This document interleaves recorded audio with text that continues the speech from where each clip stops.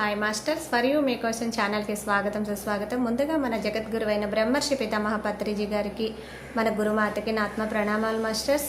Okay masters, అందరికీ దసరా శుభాకాంక్షలండి. ఈరోజు దుర్గామాత 8వ రోజు మాస్టర్స్ మన ఛానల్లోని దసరా నవరాత్రులు జరుగుతున్నాయి. మనకి ఆత్మజ్ఞానం అందించడానికి వస్తున్న జగన్మాతలకి, జూమ్లో పాల్గొన్న ఆదిపరాశక్తులకు కూడా ధన్యవాదాలు తెలుపుకుంటూ ఈరోజు సెక్షన్ స్టార్ట్ చేసుకుందాం మాస్టర్స్. ఈరోజు దుర్గాదేవి విశిష్టత గురించి చెప్పడానికి సీనియర్ పిరమిడ్ మాస్టర్ గారైన అనుజా మేడం హైదరాబాద్ నుంచి వస్తున్నారు. మేడం గారిని సాదరంగా ఆహ్వానించుకుందాం. నమస్తే మేడం, వెల్కమ్ మేడం. ముందుగా మనందరి గురువైన పితామహ బ్రహ్మర్షి సుభాష్ పత్రిజీ గారికి అనంత కోటి ప్రణామాలు తెలియజేసుకుంటున్నాను ఫ్రెండ్స్. ఓకే ఫ్రెండ్స్, నా పేరు అనుజ. మేము హైదరాబాద్ లో ఎల్బీ నగర్ లో ఉంటాము.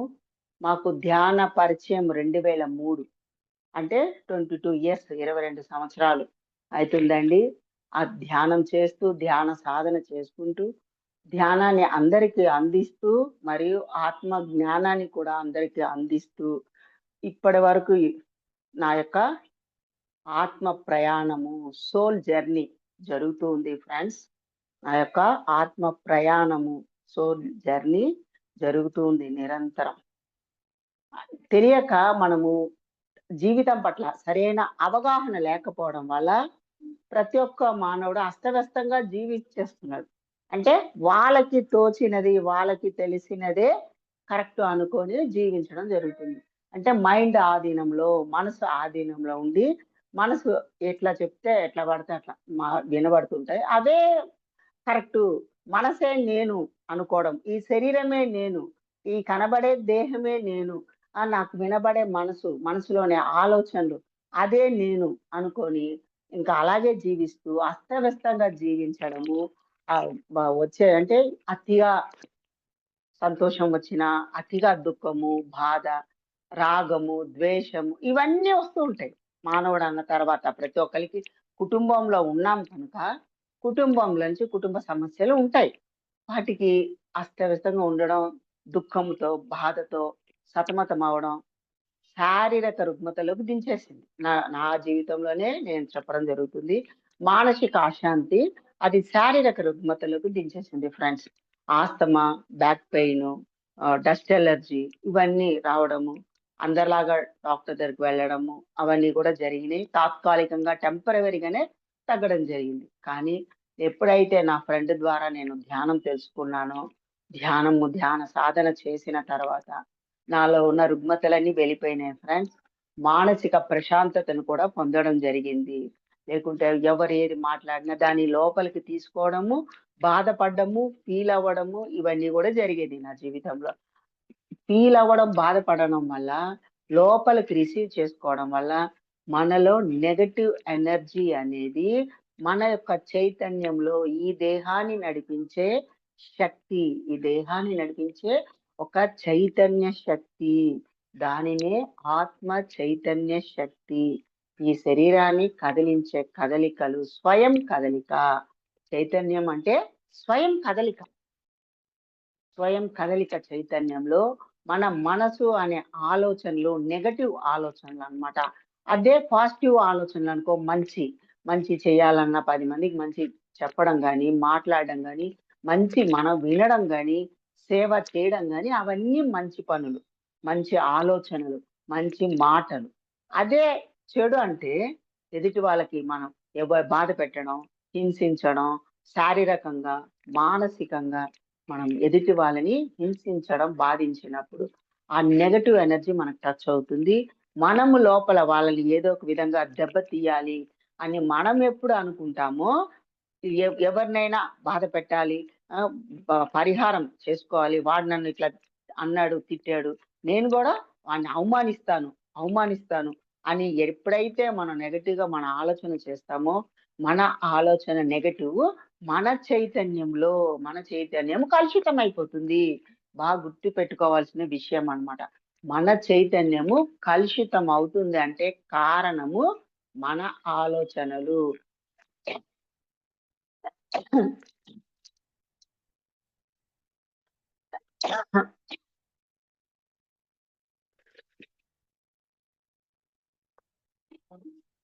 మన ఆలోచన ద్వారా.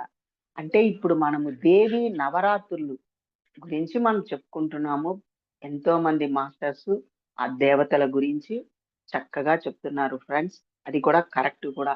ఎందుకంటే దేవి నవరాత్రులు ఎందుకు? లోక కళ్యాణం కోసం ఒక స్త్రీ మూర్తి అంటే స్త్రీ దేవతలు అపారమైన శక్తివంతులు ఆది పరాశక్తి నుంచి ఉద్భవించిన అంటే ఆది పరాశక్తి స్వయంగా తన యొక్క శక్తితో నిర్మించబడిన శ్రీ మాతలు మరియు త్రిమూర్తులు కూడా దేవి శరత్ నవరాత్రులు 9 రోజులు దేవి నవరాత్రులు. అది ఎందుకు జరిగింది అనేది మనం ఒక్కొక్క రోజు ఒక్కొక్కటి ఒక్కొక్క దేవత గురించి చెప్పుకుంటున్నాం. ఈ రోజు కూడా మనం శ్రీ దుర్గాదేవి యొక్క చరిత్రను చెప్పుకుందాం. ఆ యొక్క విశిష్టతని మనం తెలుసుకుందాం, చెప్పుకుందాం ఫ్రెండ్స్. ఆది పరాశక్తి అంటే ఈ విశ్వానికే సృష్టి అయినటువంటి ఆది ఆది అంతం లేని స్థితిలో ఉన్నవాడి ఆది. ఆది పర అంటే గొప్పదైన, దానికన్నా గొప్పదైన ఇంకొకటి లేదు కాక లేదనమాట. పర అంటే గొప్పది, అన్నిటికన్నా గొప్పది, అన్నిటికన్నా ఉత్తమమైనది. పరాశక్తి, పరమాత్మ, పరబ్రహ్మ. పరాని ప్రతి దానికి పర అని వచ్చిందంటేనే మనం గుర్తు పెట్టుకోవాల్సింది దానికి మించినది ఇంకొకటి లేదు. దానికి మించిన గొప్పదైన శక్తి అనేది ఇంకోటి లేదు. ఆది పర శక్తి. ఆ శక్తి విశ్వమంతటా ఉన్నటువంటి శక్తి. ఆ శక్తికి ఆకారం గాని, రంగు గాని, రూపం గాని లేదు. ఓన్లీ శక్తిమయం. ఆ శక్తిమయానికే ఆది పరాశక్తి. మన పూర్వీకులు, మన పెద్దలు, యోగులు, ఋషులు, మునులు వాళ్ళందరూ కూడా పెట్టుకున్నటువంటి ఎన్నో పేర్లు, పర్యాయ పదములు. పరాశక్తి, విశ్వశక్తి, విశ్వమాత, సర్వాంతర్యామి, పరబ్రహ్మ, పరమాత్మ. అలా పరాని పెట్టామంటే ఆ మూల చైతన్యానికి ఆది పరాశక్తి అని నామం పెట్టడం జరిగింది. అక్కడ మాత్రం అనుభవం అంటే ఒక భావన మాత్రం ఉంటదన్నమాట. ఆ యొక్క శక్తిలో ఆది పరాశక్తి చైతన్యంలో ఒక భావన మాత్రం ఉండడం జరిగింది. ఆ భావన ఏంటి? ఇచ్ఛాశక్తి. ఆమెలో నుంచి ఉద్భవించినటువంటి ఇచ్ఛాశక్తి. కోరిక మొదలైంది అనమాట. ఆమె నుంచి కోరిక స్టార్ట్ అయింది. కోరిక ఏమని స్టార్ట్ అయింది? తను విశ్వమంతా తను మాత్రమే, తన శక్తి మాత్రమే ఉన్నది. కానీ నేను ప్రతి సృష్టి చెయ్యాలి, నాలాగా ప్రతి సృష్టి జరగాలి అనే ఆమె కోరిక ద్వారా అలా జ్ఞాన శక్తి ద్వారా. ఇచ్ఛాశక్తి ఫస్ట్, రెండోది జ్ఞానశక్తి. జ్ఞానశక్తి అంటే దాని అర్థము ఆలోచన. ఆమె యొక్క ఆలోచన ద్వారా ఉద్భవించినది క్రియాశక్తి. క్రియాశక్తి అంటే ఒక భౌతిక దేహము. క్రియాశక్తి అంటే భౌతిక దేహం ధరించడము, పదార్థము ధరించడము, ఆ పదార్థ రూపంలోకి రావడము. ముందేమో కోరిక పుట్టడము, ఇదంతా కూడా విశ్వంలో సూక్ష్మంగా జరిగేటటువంటి శక్తిలో, విశ్వంలో ఉన్నటువంటి శక్తిలో సూక్ష్మంగా జరిగేది. ముందు కోరిక పుట్టడము, ఆ కోరిక ఆలోచనలుగా ఎటువంటి ఆలోచన చెయ్యాలి, ఎటువంటి భావన చెయ్యాలి అని ఆలోచన రావడము. మూడవది క్రియారూపం దాల్చడము. అంటే అది ఒక పదార్థ రూపంగా క్రియేట్ అవుతుంది విశ్వంలోనే. సూక్ష్మంగా ఇవన్నీ స్టార్ట్ అయిపోతాయి. అంటే ఆస్ట్రల్ వరల్డ్, సూక్ష్మ లోకాలలో మనం ఏదైతే అనుకుంటామో అవి సూక్ష్మంగా స్టార్ట్ అయిపోయి జరిగిపోయి ఉంటాయన్నమాట. ఎప్పుడు భౌతికంగా మన కనబడతాయి అని అంటే ఇంకప్పుడు ధ్యానం చేసి, ధ్యాన శక్తి ద్వారా, మన సంకల్పాల ద్వారా ఇంకా భౌతిక శరీరాలు బయటికి వస్తాయి. భౌతిక శరీరమే రావచ్చు, భౌతికమైన పదార్థమే రావచ్చు, వస్తువులే రావచ్చు. మనం అనుకున్నవి, మనము ప్రతి ఒక్కరు అనుకున్నవి వస్తువులు కానీ, పదార్థాలు కానీ, వ్యక్తులు కానీ ఎలా ఉత్పన్నమవుతున్నాయి, ఎలా సృష్టి జరుగుతుంది అనేది ఆది పరాశక్తి నుంచే ఆమె యొక్క కోరికలు, ఆమె యొక్క ఆలోచనలు, ఆమె యొక్క ప్రతిక్రియ ఇచ్ఛాశక్తి, క్రియాశక్తి, ఆమె యొక్క జ్ఞాన శక్తి ద్వారా ఈ విశ్వమంతా సృష్టించబడినది. ఈ విశ్వమంతా సృష్టించబడినది. అప్పుడు ఆమె యొక్క ఆలోచన కోరిక మేరకు త్రిమూర్తులను ఫస్ట్ సృష్టిస్తుంది అనమాట. త్రిమూర్తులు బ్రహ్మ, విష్ణు, మహేశ్వరులు. వాళ్ళకి సృష్టించిన తర్వాత ఆదిశక్తి ప్రత్యక్షమయ్యి, అంటే వెలుగు రూపాన, దివ్యమైన వెలుగు కాంతి రూపాన, అంటే నక్షత్రాలు ఎన్నో కోటాను కోట్ల నక్షత్రాల వెలుగు ఆ దివ్య తేజస్సుతో ఆ ముగ్గురు త్రిమూర్తుల ఎదురుగా ఆమె ప్రత్యక్షం అవ్వడము. ఇంకా ఆమెను చూడలేక వీళ్ళు ఆది పరాశక్తి, ఇచ్ఛాశక్తి, క్రియాశక్తి, జ్ఞానశక్తి ఈమె ద్వారానే విశ్వం సృష్టించబడుతుంది అనేది వాళ్ళు లోపల మనసులో అనుకోవడం జరుగుతుంది. ఆ శక్తి మాత ఆ మాటలు వినిపిస్తుంది వాళ్ళకి. నా ద్వారానే మీరు జన్మ తీసుకున్నారు, నేనే మిమ్మల్ని సృష్టించాను. మీకు బ్రహ్మ, విష్ణు, మహేశ్వరులు. మీకు ఫస్ట్ పేరు బ్రహ్మ. మీరు సృష్టికర్త. ఈ విశ్వానికి సృష్టి జరుగుతుందంటే మీ ద్వారానే జరగాలి. ఆ కార్యక్రమాలు మీరే చూసుకోవాలి అని బ్రహ్మగారికి చెప్పడము. మళ్ళా శ్రీ మహావిష్ణుకి స్థితి. ఈ విశ్వం అంతట్లో ఎక్కడైనా ఏ జీవులైనా, ఏ ప్రాణులైనా, ఏవైనా వాటి యొక్క స్థితిని చూసుకోవాల్సిన కార్యాలు మీ ద్వారా జరగాలి అని శ్రీ మహావిష్ణుకి చెప్పడము. పరమశివుడు పరమేశ్వరునికి మీరు లయకారకులు, మీ ముగ్గురు నా శక్తి ద్వారా నేను సృష్టించడం ద్వారా మీకు జన్మ జరిగినది. మీకు ముగ్గురు భార్యలు కూడా నా యొక్క శక్తి ద్వారా నేనే మీకు ముగ్గురు భార్యలుగా కూడా జన్మిస్తాను, జన్మ తీసుకుంటాను అని చెప్పడం చేయడం జరుగుతుంది. వీళ్ళ ముగ్గురికి అప్పుడు ఏం చెప్తుందంటే సృష్టికర్త, స్థితికర్త, లయకారకులు. మీ ముగ్గురు 3 కార్యాలకి వర్క్ చేయడానికి మిమ్మల్ని సృష్టించాము. బ్రహ్మగారు సృష్టికర్త, స్థితి శ్రీ మహావిష్ణువు, లయకారకుడు పరమశివుడు, పరమేశ్వరుడు. ఈ విధంగా మీరు ఈ కార్యాలని విశ్వం అంతట్లో మీరు నిరంతరము చేస్తూ ఉండాలి. మీకు శక్తిని ఇవ్వడానికే నా యొక్క శక్తే మీకు భార్యల రూపంగా నేనే భౌతిక రూపాన్ని అందిస్తాను అని ముగ్గురు త్రిమాతలను సృష్టిస్తుంది. త్రిమాతలు అంటే బ్రహ్మగారికి సరస్వతీదేవి, శ్రీ మహావిష్ణువుకి లక్ష్మీదేవి, మళ్ళా పరమశివుడికి పార్వతీదేవి. ఆ ముగ్గురిని సృష్టించి ఇది నేనే, నా శక్తి ద్వారానే మీకు ముగ్గురు భార్యలు కూడా సృష్టించడం జరిగింది. ఈ యొక్క శక్తి ద్వారానే మీరు విశ్వం అంతటా అన్ని పరిపాలన వర్క్ చేస్తూ ఉంటారు అని చెప్పడం జరిగి ఆమె అదృశ్యం అయిపోతారు అనమాట. ఆమె అదృశ్యం అయిపోయిన తర్వాత వీళ్ళు బ్రహ్మాండంగా ఇంకా సృష్టి స్థితి లయకారకులు బ్రహ్మాండంగా చేసుకుంటూ ఉంటారు. ఇప్పుడు ఈ ముగ్గురు త్రిమూర్తులు ఆ లోక కళ్యాణం కోసం ఈ ప్రపంచం అద్భుతంగా పరిపాలన జరుగుతుంది. కానీ మధ్యలో దుష్టులు అనేవాళ్ళు, అంటే ఏంటి, దేవతలు, రాక్షసులు అందరూ ఉంటారండి. లోకము అన్న తర్వాత ఏ లోకంలో అయినా కూడా దేవతలు ఉంటారు, రాక్షసులు ఉంటారు. అంటే మంచి వాళ్ళు ఉంటారు, చెడ్డ వాళ్ళు ఉంటారు. వాళ్ళ ఆలోచన విధానాన్ని బట్టి, వాళ్ళ యొక్క ఆలోచన, వాళ్ళ యొక్క భావన, ప్రతి ఒక్క వ్యక్తి యొక్క ఆలోచన, భావన, ఊహలు, కోరికలు, దానిని బట్టి చెడు అంటే రాక్షసులు అంటే ఏం కాదు, చెడు గుణం ఉన్న వాళ్ళు రాక్షసులు, మంచి గుణం ఉన్న వాళ్ళు దేవతలు. అంటే 10 మందికి మనం సహాయం చేయాలి, సేవ చేయాలి, వాళ్ళని బాధించకూడదు, మాటల ద్వారా చేతల ద్వారా బాధించకూడదు అనేది ఫలితాన్ని ఆశించకుండా నిస్వార్థ సేవ చేసే వాళ్ళని దేవతలు అంటాం అన్నమాట. ఇప్పుడు ఉదాహరణకి పంచభూతములే ఉన్నాయి. భూమాత, వరుణదేవుడు, అగ్నిదేవుడు, ఆకాశరాజు, వాయుదేవుడు. వీళ్ళందరూ ఫలితాన్ని ఆశించకుండా నిస్వార్థంగా ప్రతి ఒక్కరికి అన్నిటినీ మనకు అందిస్తున్నారు. స్వార్థరహితంగా, స్వార్థపూరితం లేదు, నిస్వార్థగా చేస్తున్నారు. అట్లాంటి వాళ్ళనే మనము దేవుళ్ళు దేవతలుగా పరిగణించబడతారు.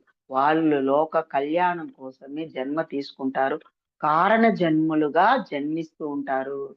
ఈ భూమండలంలో అయినా ఏ లోకాల్లో అయినా కారణ జన్ములుగా జన్మిస్తారు. ఎందుకు జన్మిస్తారు? వాళ్ళు నిస్వార్థ సేవ చేస్తున్నారు, ఫలితాన్ని ఆశించరు, అందరికీ ఒకలాగే చూస్తారు. ఇప్పుడు వరుణదేవుడు వర్షాలు వచ్చినప్పుడు మంచి వాళ్ళకు ఒకలాగా వర్షం పంపడము, లేకుంటే చెడ్డ వాళ్ళకు ఒకలాగా వర్షం పంపడము.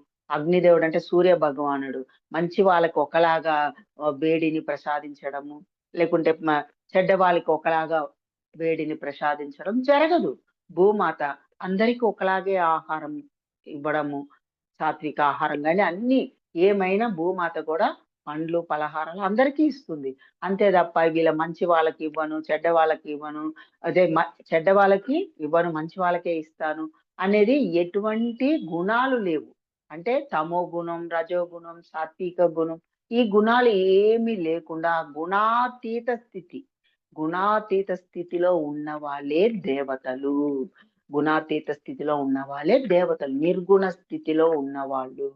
ఈ తమో గుణం, రజోగుణం, సాత్విక గుణం ఉన్న వాళ్ళందరూ కూడా వాళ్ళని రాక్షసుల కింద, చెడు గుణం ఉన్న వాళ్ళ కింద పరిగణించబడతారు. వాళ్ళ ఆలోచనలు అలానే ఉంటాయి, వాళ్ళ చేతలు కూడా అలానే ఉంటాయి అన్నమాట. వాళ్ళ మాటలు అలానే ఉంటాయి. ఎదుటి వాళ్ళని బాధ పెట్టడం, హత్య చేయడం, దూషించడం, ఆ, కక్ష కక్ష పెట్టుకోవడం. ఆ కక్ష నేను ఎప్పుడైనా తీర్చుకుంటాను, కక్ష తీర్చుకుంటాను అని అనుకోవడం, ఇట్లాంటివన్నీ ఉంటాయి. అది చెడు భావన, చెడు గుణము, దుష్టులు, వాళ్ళనే రాక్షసులు. అవన్నీ మనలోనే ఉన్నాయి. హర్షట్ వర్గాలు, కామ క్రోధ లోభ మోహ మద మాత్సర్యాలు, ఇవన్నీ ప్రతి ఒక్కరిలో లోపల నిషిద్ధమై ఉంటాయి. వాటిని అజ్ఞానం అనే మాయ పొర మనం తొలగించుకున్నప్పుడు అది ఒక ధ్యానం ద్వారా, ధ్యాన సాధన ద్వారా మనలో ఉన్న అజ్ఞానాన్ని మనం మాయ అనే పొర తొలగించుకున్నప్పుడు తపస్సు అంటే మన పెద్దలు, ఏ- దేవుళ్ళు దేవతలు గాని రాక్షసులు గాని తపస్సు చేశారండి. మన పూర్వీకులందరూ కఠోర సాధన చేశారు, కొన్ని వేల సంవత్సరాలు సాధన చేశారు. ఇప్పుడు మనము ధ్యానము అంటున్నాము, మన పూర్వీకులు దానినే తపస్సు అనేవాళ్ళు. కొన్ని వేల సంవత్సరాలు తపస్సు చేశారు ఫ్రెండ్స్. వాళ్ళందరూ కూడా కొన్ని వేల సంవత్సరాలు తపస్సు చేసేవాళ్ళు అనమాట. కనుక ఈ ఈ తపస్సులోని ఇప్పుడు దుర్గాదేవి యొక్క శక్తి చరిత్ర మనం ఎందుకు చెప్పుకుంటున్నామంటే, ఒక దేశంలో, ఒక పాతాళ దేశంలోనే తీసుకోండి, రంభుడు కరంబుడు ఇద్దరు అన్నదమ్ములు. రంభుడు కరంబుడు ఇద్దరు అన్నదమ్ములు. ఆ అన్నదమ్ములకి మనం సాధన చేసి, కఠోర సాధన చేసి బ్రహ్మదేవుణ్ణి మనం ఆహ్వానించుకుందాము, బ్రహ్మదేవుని దర్శనం పొందుదాము. ఆయన మన యొక్క కోరిక మేరకు మనకు కోరికలని నెరవేర్చుకుందాము అని ఇద్దరు అన్నదమ్ములు కఠోర సాధన, కఠోర తపస్సు చేయడానికి నిర్ణయించుకొని, ఆ ఫస్ట్ అన్నగారు నీటిలో తపస్సు చేస్తాడనమాట. నీటిలో సగం దాకా నిల్చొని తపస్సు చేయడము. రెండో అతను కరంబుడు, రంభుడు ఫస్ట్ రంభుడు, రెండో అతను కరంబుడు. ఆయన చుట్టూరా అగ్నిని పెట్టుకొని అగ్ని మధ్యలో కూర్చొని తపస్సు చేస్తాడనమాట. ఆయన కఠోర సాధన, అగ్ని చుట్టూరా తన చుట్టూ పెట్టుకొని అగ్ని మధ్యలో కూర్చొని తపస్సు చేస్తారు. ఈయన నీటిలో కూర్చొని తపస్సు చేస్తారు. అట్లా కొన్ని వందల వేల సంవత్సరాలు తపస్సు చేయడం ద్వారా బ్రహ్మ దర్శనం ఇవ్వడము, ప్రత్యక్షం అవ్వడము. బ్రహ్మదేవుడు దర్శనమిచ్చి ప్రత్యక్షమయ్యి, మీ ఇద్దరు కఠోర సాధన చేశారు, మీ సాధనకి, మీ మీ తపస్సుకి మెచ్చి నేను ప్రత్యక్షమయ్యాను, ఏమిటి నాయన మీ కోరికలు అని అడగడం జరుగుతుంది. అప్పుడు వాళ్ళిద్దరూ చెప్పడం చేస్తారన్నమాట. ముందు పెద్ద సోదరుడే చెప్పడం చేస్తారు.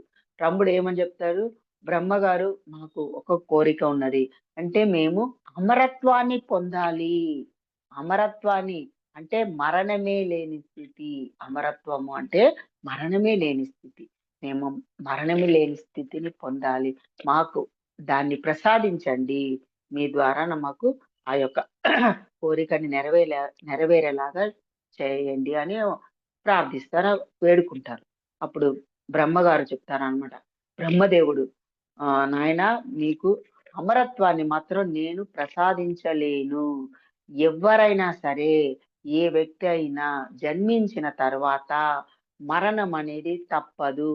అది దేవతలకైనా, ఎవ్వరికైనా, ఎటువంటి వాళ్ళకైనా జన్మ తీసుకున్న తర్వాత మరణం అనేది తథ్యము.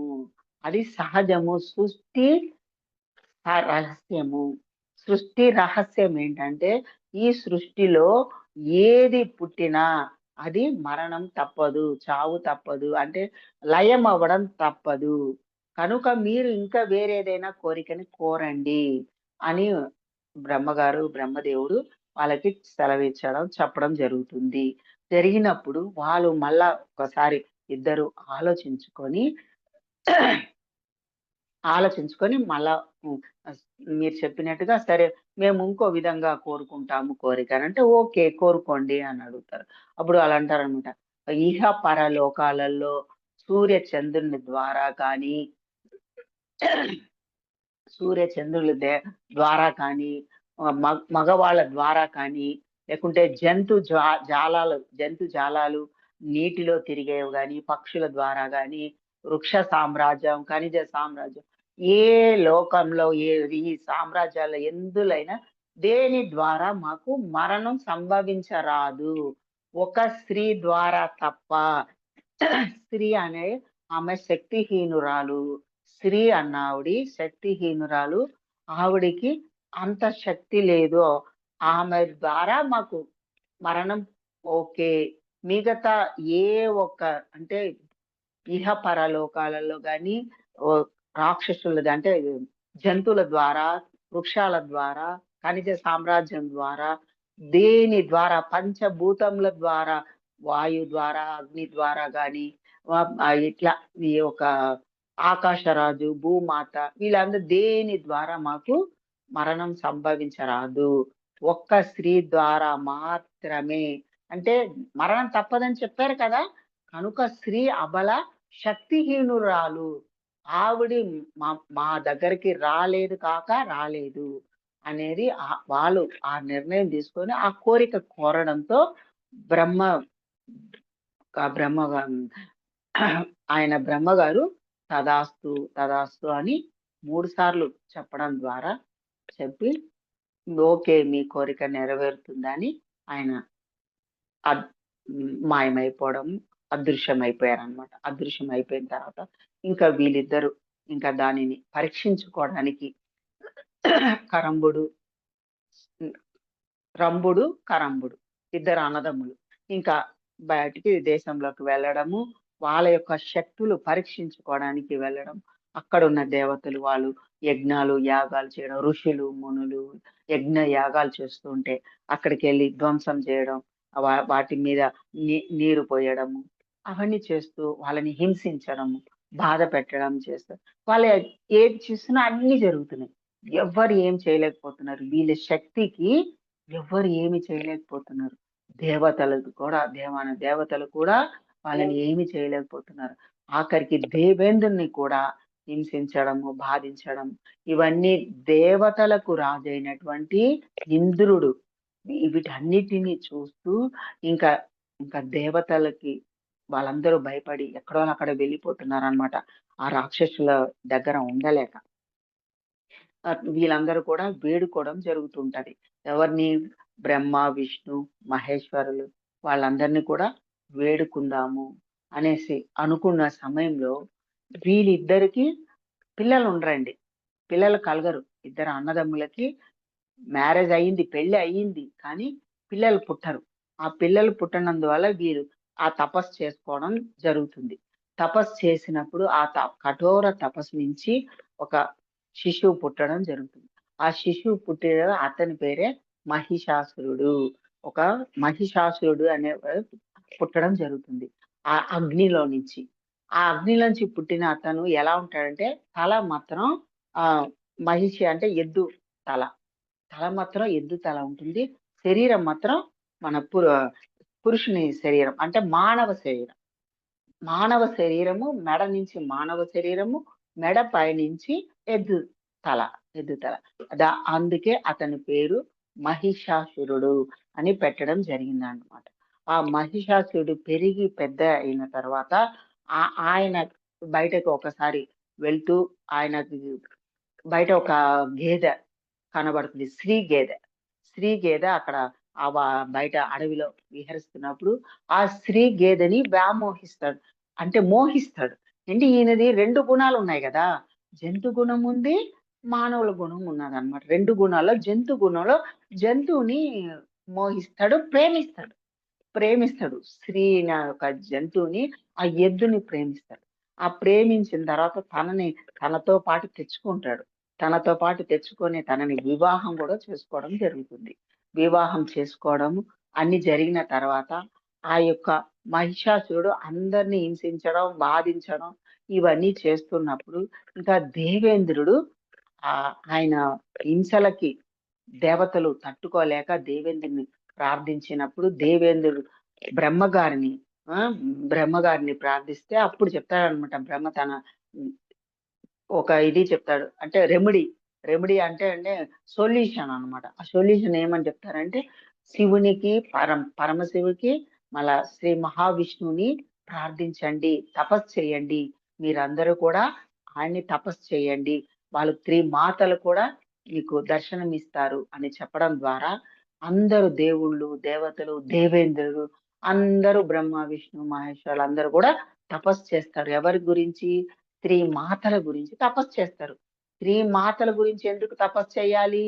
స్త్రీ మూర్తులు స్త్రీ మూర్తులు అంటే ఆయన కోరుకుంటాడు కదా, వీళ్ళ ఇద్దరు మాకు ఎవరి ద్వారా మాకు చావు రాకూడదు, ఒక స్త్రీ ద్వారానే చావు రావాలి అనేది ఈయన కూడా, మహిషాసురుడు కూడా అదే కోరుకుంటాడు అనమాట.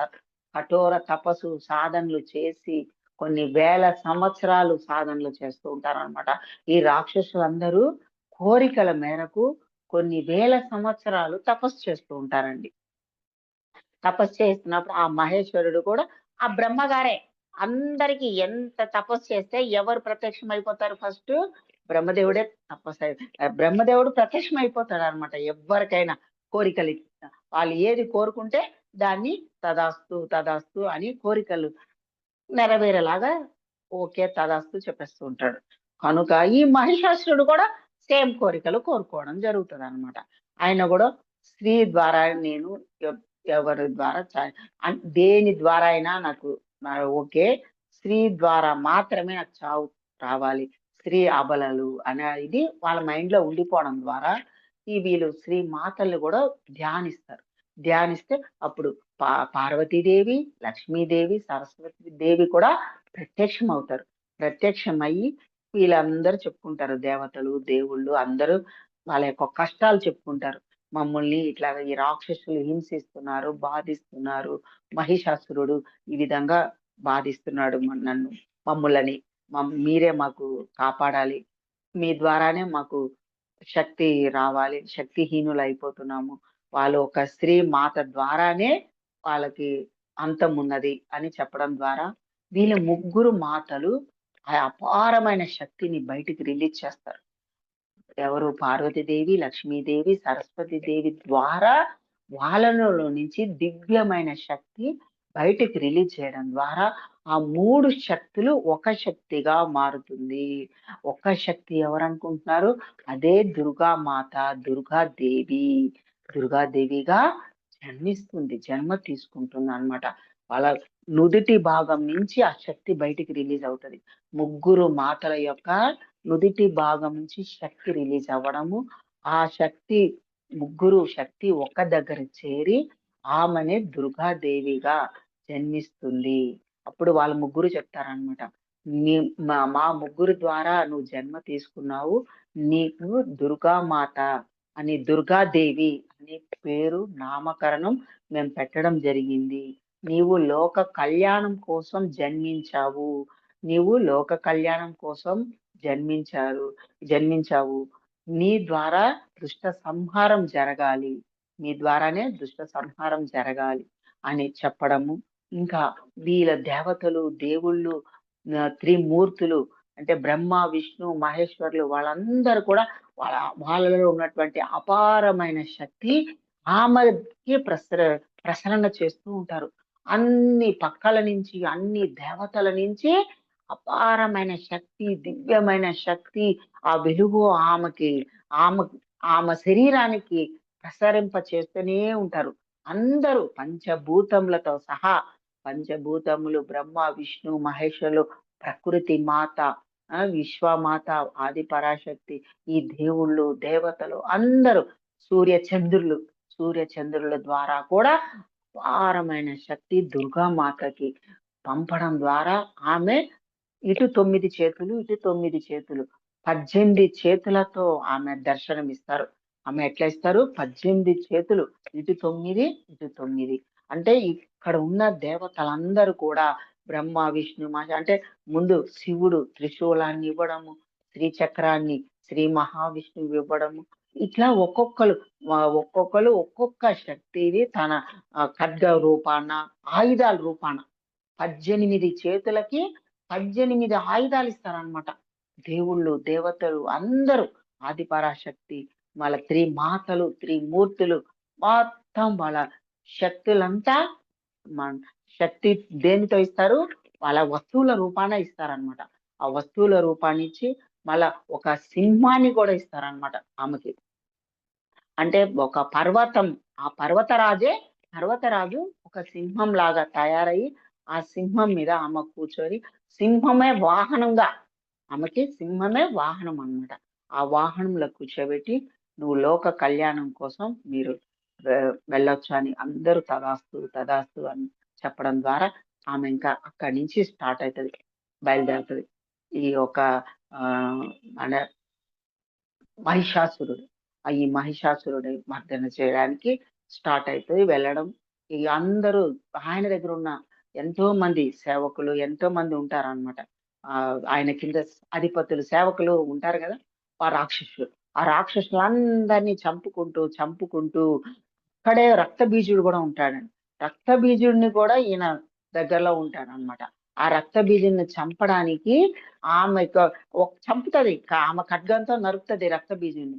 కానీ ఆ రక్తము చుక్క నేల మీద పడంగానే ఇంకొక రక్తబీజుడు జన్మ తీసుకుంటాడు. అట్లా ఎన్నిసార్లు హతమార్చినా రక్తబీజుడు జన్మ తీసుకుంటూనే ఉంటారు. అంటే వీళ్ళందరూ రాక్షసులంతా ఫ్రెండ్స్ అన్నమాట.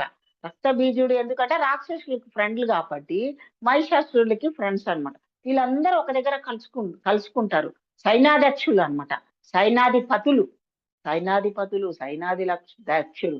ఇంకా దుర్గాదేవి ఇట్లా కాదని ఈమె ద్వారా ఇంకొక శక్తిని సృష్టిస్తుంది. ఆమె కాళికా మాత. అంటే ఏంటి? ఈమె మహిషాసురుని సంహరించాలి, కానీ రక్తబీజుని ఇంకొక దేవత సంహరించాలి. ఇంకొక దేవత ఎవరు? కాళికామాతని సృష్టిస్తుంది. అప్పుడు కాళికామాత చెప్తుంది అన్నమాట, ఆయన రక్తపు చుక్క నేల మీద పడకుండా, భూమి మీద పడకుండా నేను చూసుకుంటాను తల్లి, నీవు ఆ మహిషాసురుని మర్దించు, మహిషాసురుని హతమార్చు అని చెప్పడము. ఆమె నాలికని, ఆమె చాలా భయంకరమైన రూపం, కాళికామాత మొత్తం భయంకరమైన రూపంతో మెడలో పుర్రెలు ధరించి, మరియు ఆమె శరీరం అంతా పులి చర్మంతో, ఆమె దేహము, ఆమె శరీరంలో ఆమె చీర ఏ విధంగా ఉంటది? పులి చర్మంతో కప్పబడి ఉంటుంది. ఆమె శరీరము పులి చర్మంతో కప్పబడి, ఆమె మెడలో పుర్రెల మాల, ఆమె కళ్ళు సూర్య చంద్రుల్లాగా అగ్నిగోళాల్లాగా ప్రజ్వలిస్తూ ఉంటాయి. నాలికని మొత్తం ఇంత పొడవాటి, అంటే 1 సెంటీమీటర్ పొడవు అన్నమాట. 1 సెంటీమీటర్ పొడవు లాంటి నాలికని బయటికి చాపి ఖడ్గాన్ని తీసుకుంటది.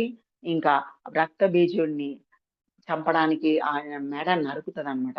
ఆయన మెడ నరుకుతే ఆయన ద్వారా రక్త చుక్కలు కిందకు పడే ముందే ఆమె నాలికని చాపి ఆ రక్తాన్నంతా తనే లోపలికి ఆస్వాదిస్తూ, తననే ఆ రక్తాన్ని తీసుకోవడము, లోపలికి మింగడం చేస్తూ ఉంటారన్నమాట. ఒక్క చుక్క కూడా కింద పడకుండా ఆ తల్లి ఆయన రక్తాన్ని మొత్తం తను లోపలికి తీసేసుకుంటది. లోపలికి రక్తాన్ని తాగడం జరుగుతది. కనుక ఆ రక్త బీజుడు అక్కడికక్కడే మరణించడం జరుగుతుందన్నమాట. ఇది కాళికాదేవి, కాళికామాత రూపాన జరిగినది దుష్ట సంహారము జరుగుతుంది. ఇక్కడ ఈమె మహిషాసురుడిని చంపడానికి ఇంకా యుద్ధం జరుగుతూ ఉంటది. వేల మంది సైనాధ్యక్షులు, సైనాధిపతులు, సైన్యులు వాళ్ళందరినీ నరుక్కుంటూ, చంపుకుంటూ నోటిని విశాలంగా చాలా పెద్ద నోరుగా ఆమె తయారు చేసుకొని అందులోకి వీళ్ళందరూ వెళ్ళిపోతూ ఉంటారు. రాక్షసులందరూ ఆమె నోటి లోపలికి వెళ్ళిపోతూ ఉంటారనమాట. రాక్షసులందరూ నోట్లోకి వెళ్ళిపోయి సైన్యాధ్యక్షులందరూ చనిపోవడము, అక్కడ జంతువులు పెద్ద పెద్ద ఏనుగులు, ఒంటెలు అన్నీ ఆమె నోట్లోకి వెళ్ళిపోయి చనిపోవడం జరిగి ఆఖరికి మహిషాసురుని కూడా చంపడం చేయడం చేస్తుంది. కనుక ఆమె మహిషాసురుని చంపడం ద్వారా మహిషాసుర మర్దిని అనే నామం కూడా ఆమెకు రావడము, దుర్గామాత అని త్రిమూర్తులు ఆమెకి పేరు పెట్టడము. ఫస్ట్ పేరు దుర్గామాత, తర్వాత మహిషాసుర మర్దిని, ఆ తర్వాత రక్తబీజుని చంపడం. ఇవన్నీ నవరాత్రులు, దుర్గాదేవి యొక్క నవరాత్రులు. మొత్తం దుర్గాదేవి ద్వారా ఎన్ని నవరాత్రులు జరుగుతాయన్నమాట ఫ్రెండ్స్. కనుక ఈరోజు దుర్గాదేవి యొక్క జన్మ చరిత్ర వృత్తాంతం మనం తెలుసుకున్నాము. దుర్గాదేవి యొక్క విశిష్టత తెలుసుకున్నాము. ఆమెని పూజించడం ద్వారా, అంటే ఆమెని ధ్యానించడం ద్వారా, ఆమెని తపస్సు చేయడం ద్వారా మనకి అష్టసిద్ధులు, అష్టశక్తులు మనలో నిబిడీకృతమవుతుంది. ధ్యానం ద్వారా, అంటే పూర్వము తపస్సు అని చెప్పాం, మనమే ఇప్పుడు ధ్యానం అని చెప్తున్నాం.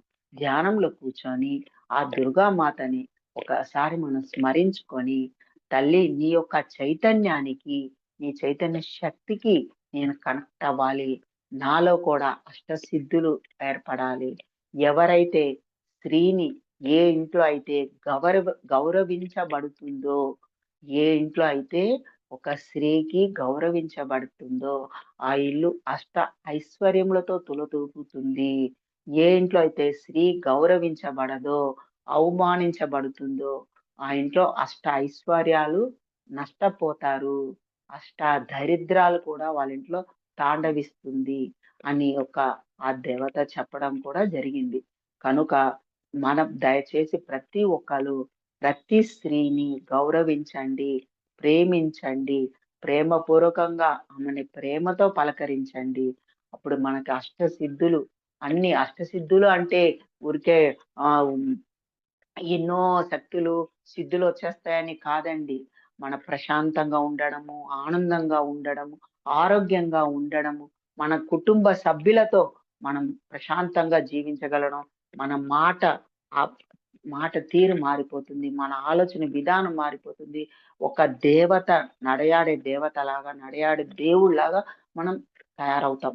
నడయాడే దేవుళ్ళుగా ఉన్నామంటే ఇంకా లోక కళ్యాణం ఎలా జరుగుతుందండి?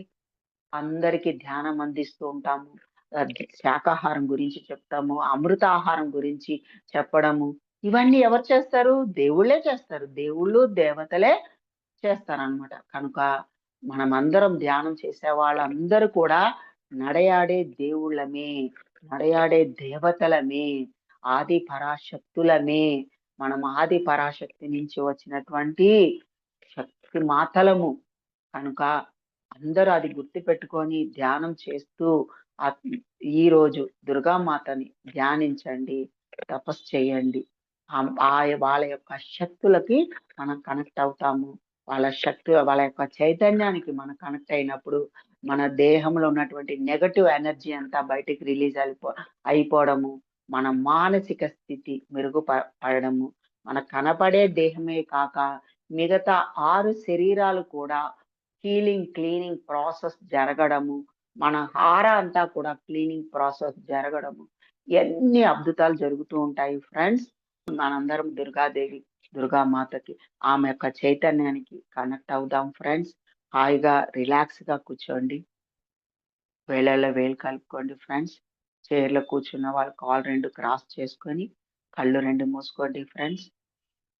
అతి సహజమైన, సరళమైన, సున్నితమైన శ్వాస మీద ధ్యాస, శ్వాసానుసంధానం, శ్వాసతో అనుసంధానం, శ్వాస మీద ధ్యాస. ఎరుకతో శ్వాసను గమనించండి ఫ్రెండ్స్.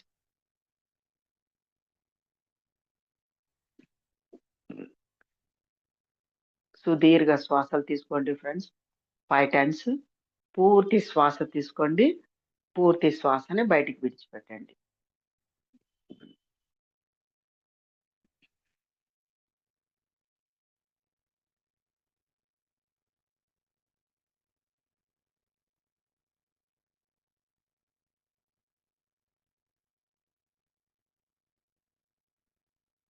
మనసులో అనుకోండి ఫ్రెండ్స్,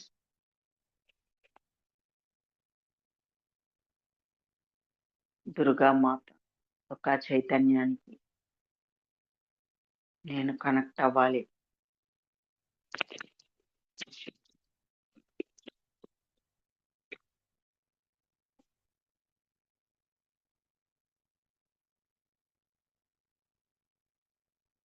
దేవతలు, బ్రహ్మ, విష్ణు, మహేశ్వరులు, త్రిమాతలు, త్రిమూర్తుల యొక్క శక్తికి, వాళ్ళ యొక్క చైతన్యానికి నేను కనెక్ట్ అవ్వాలి.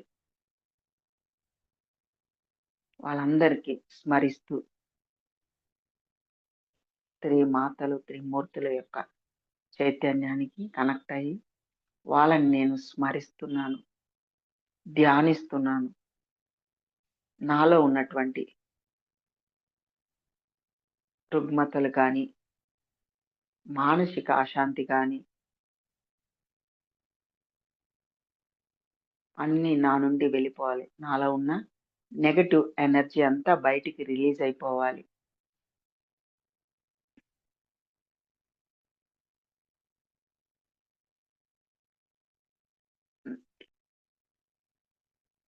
ఆది పరాశక్తి ఆమె యొక్క చైతన్య శక్తి ద్వారా నా యొక్క బాడీ, మైండ్ అండ్ సోల్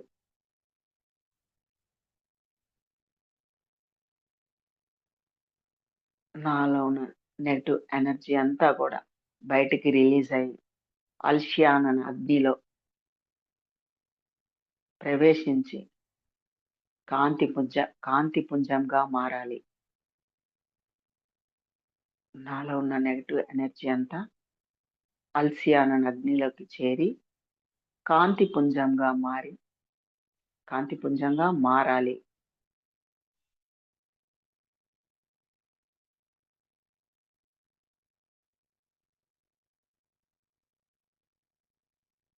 కనబడే దేహమే కాక మిగతా 5 దేహాలు కూడా శుద్ధి జరగాలి.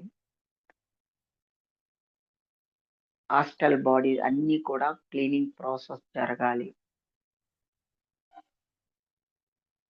నా ఆరాలో ఉన్నటువంటి నెగటివ్ ఎనర్జీస్ కానీ, ఏవైనా ఆరా చిల్లు పడినా,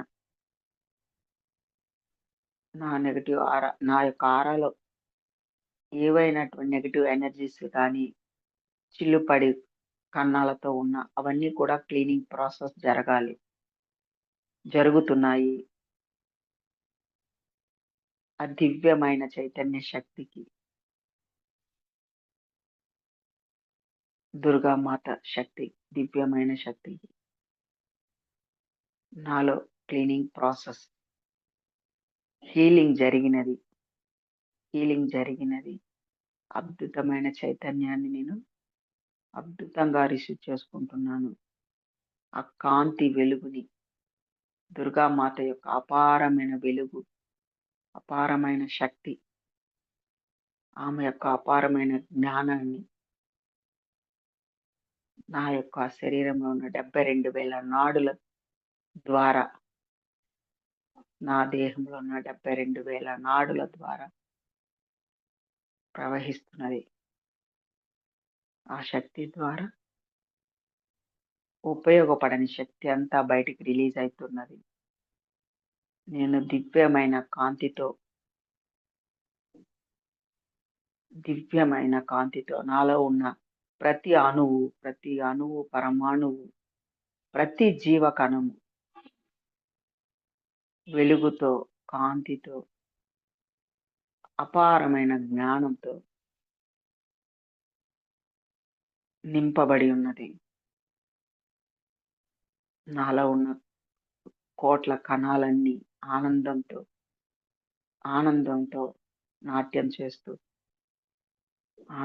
నాట్యం చేస్తున్నాయి. దివ్యమైన శక్తితో, వెలుగుతో, ఆనందంతో నాట్యం చేస్తున్నాయి.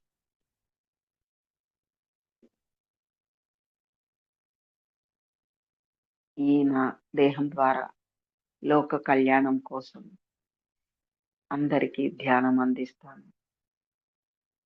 ధ్యానము, శాకాహారం గురించి వివరిస్తాను.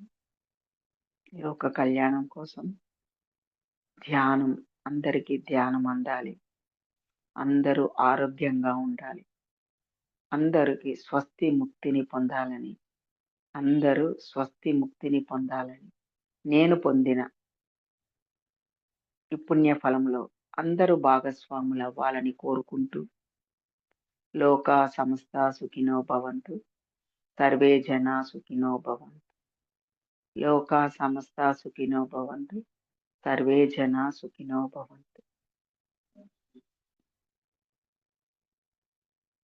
ఇక్కడి నుంచే మీ అందరిలో ఉన్నటువంటి ఆ మూల చైతన్యం, ఆ పరాశక్తి మూల చైతన్యానికి శిరస్సు వంచి ప్రణామాలు చేసుకుంటున్నాను. నాకు ఈ అవకాశం ఇచ్చిన సరిత మేడం మీకోసం ఛానల్ జూన్ సెక్షన్ మాస్టర్స్కి అందరికీ కృతజ్ఞతలు, ధన్యవాదాలు తెలుపుకుంటున్నాను ఫ్రెండ్స్. ఓకే ఫ్రెండ్స్, మీ 2 అరచేతులు కళ్ళ మీద పెట్టుకోండి ఫ్రెండ్స్. 5 సెకండ్స్. 5, 4, 3, 2, 1, 0. నెమ్మదిగా కళ్ళు తెరవండి ఫ్రెండ్స్. చేతులు కింద దించుకుంటూ నెమ్మదిగా కళ్ళు తెరవండి. మీ 2 అరచేతులు చూసుకోండి ఫ్రెండ్స్.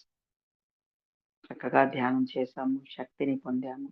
మరి ఒకసారి ఈ ధ్యానానికి మన గురువైన పత్రిజీ గురువు గారికి అనంత కోటి ప్రణామాలు తెలియజేసుకుంటూ, thank you friends. Thank you so much. Thank you madam, thank you so much madam. For you మీకోసం మన ఛానల్కి వచ్చి ఎంతో గొప్ప ఆత్మజ్ఞానం అందించిన మాస్టర్లందరికీ, అనుజ గారికి, లావణ్య మేడం గారికి ధన్యవాదాలు తెలుపుకుందాం మాస్టర్స్.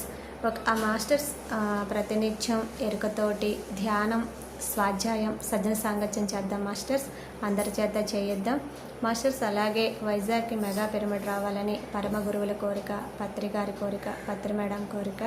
మనమందరం సంకల్ప జ్ఞానం చేసి వైజాగ్కి మెగా పిరమిడ్ రావాలని సంకల్ప జ్ఞానం చేద్దాం మాస్టర్స్. అందరూ చేయాలని మనస్ఫూర్తిగా కోరుకుంటున్నాను.